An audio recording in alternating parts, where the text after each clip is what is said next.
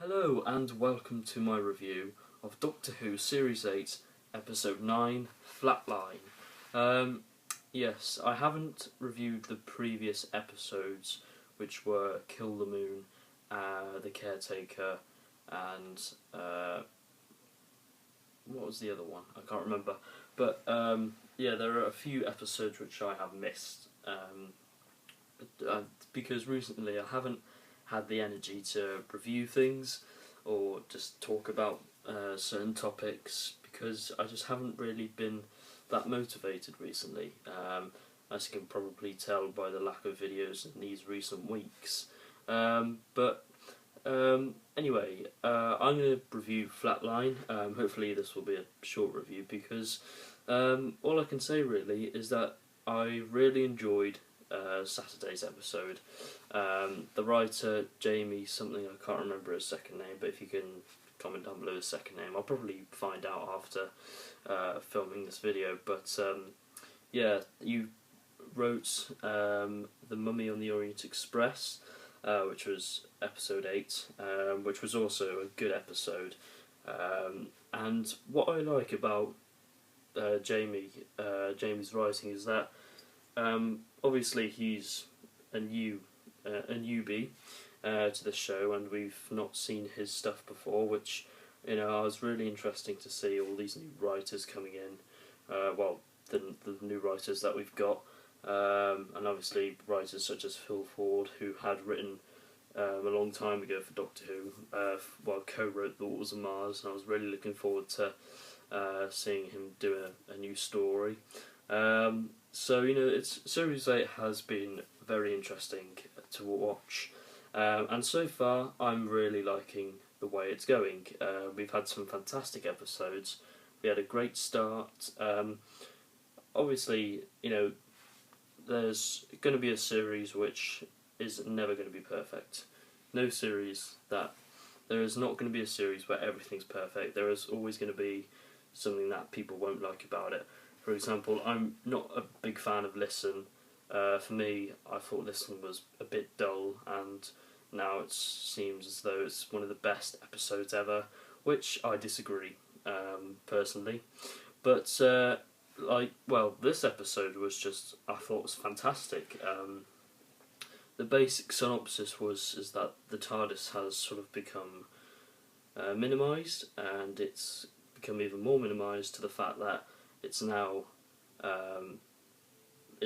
been managed to fit inside Clara's handbag, which I quite like that. I thought it was quite quite funny because you see like dogs being in people's handbags sometimes, like small dogs being put inside people's handbags. So that was interesting to see a TARDIS with the whole shrunken thingamabob. And so basically it was up to Clara to try and save the day, because we have these creatures called the Bonus, I think they're called, which are basically two-dimensional creatures that are sort of came to Earth, and they're basically sort of looking at how us humans do what we do. They're basically experimenting on things. Well, not necessarily experimenting, they're just sort of trying out the Earth and see what it's like. But they go a bit too far and start killing people and absorbing people, making them two-dimensional, therefore they are trapped forever and they've basically died. When I first saw the publicity shots, well, not publicity shots, the released or the leaked images of certain episodes like this one, for example, of a small TARDIS, I was really interested to see how that would work. I was fascinated as to how they could possibly fit that into a story. And there was another time in the classic series where the TARDIS had in fact been shrunken down to a small size. I believe it was in the Carnival of Monsters, which was a John Pertwee story. So a little bit of classic in there. So that was quite nice. So it's not the first time the TARDIS has been reduced to a very small size. But I thought the cast in this were fantastic. Obviously, it stars Peter Capaldi and Jenna Coleman, and the supporting actors and characters and whatever were very good, I thought. And the sort of the young teenagerish type bloke, or was probably early 20s, I should imagine. I thought his character was good. He's a graffiti artist, and he was sort of being put into community service because of his graffiti. So yeah, he was sort of Clara's companion, as it were, which was quite nice because Clara was basically called Dr. Clara, which was quite a nice touch to the episode. And Peter Capaldi did say that, you know, she was exceptional but not good, as goodness was wasn't necessary or something like that. I don't know, I can't remember. But it's a very good episode, and I really enjoyed it.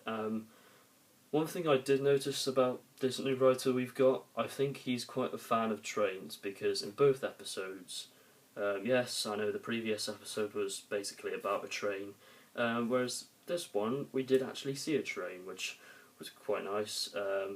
And I love those scenes with the trains. I thought that was fantastic, especially the way they did it with the Doctor in the TARDIS with his hand, just sort of crawling along the on the tracks there. I thought that was great. I thought it was quite funny, but it was quite nice to see just this hand in a TARDIS just, you know, crawling itself along the track there, and then of course it, you know, backs onto the TARDIS again, and you know, it's gone a bit haywire, but you know, it was a great story. It was really fun to watch.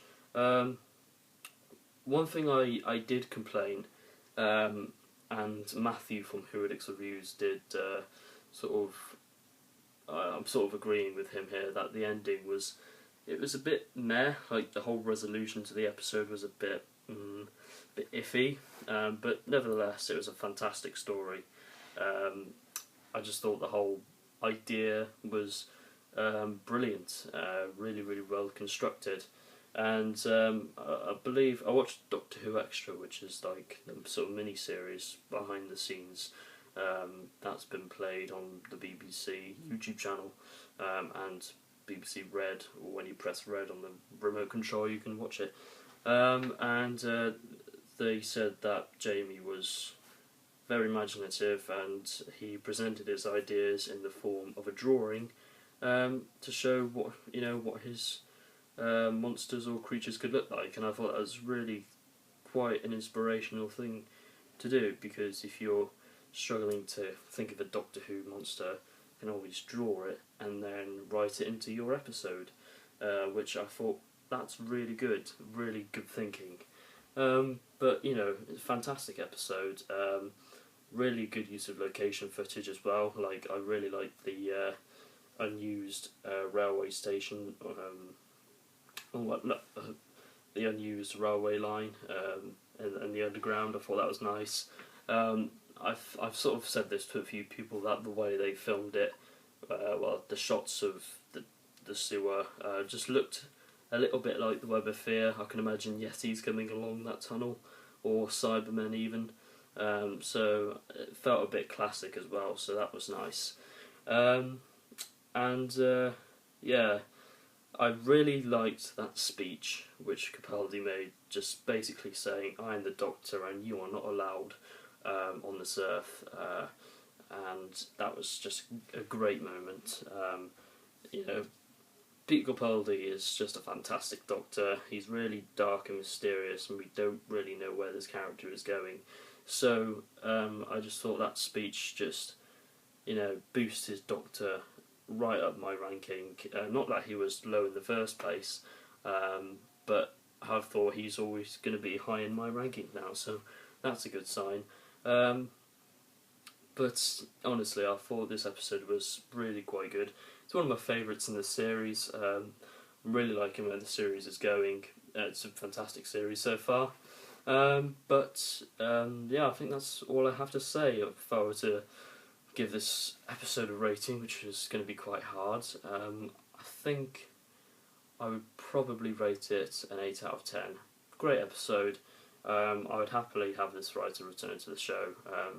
I would love to see him return. I thought he's done a great job with these 2 episodes that we've had, and I just think hopefully for Series 9 he will return, and one day he may even be showrunner, which will be really, really good. So thank you for watching my review of Flatline. Hopefully I'll still continue the reviews for the next episodes. In the Forest of the Night looks a bit disappointing because it's got like little kids in it, and yeah, they're a bit annoying. So hopefully the tiger will eat them up. So yeah, thank you for watching, and see you soon.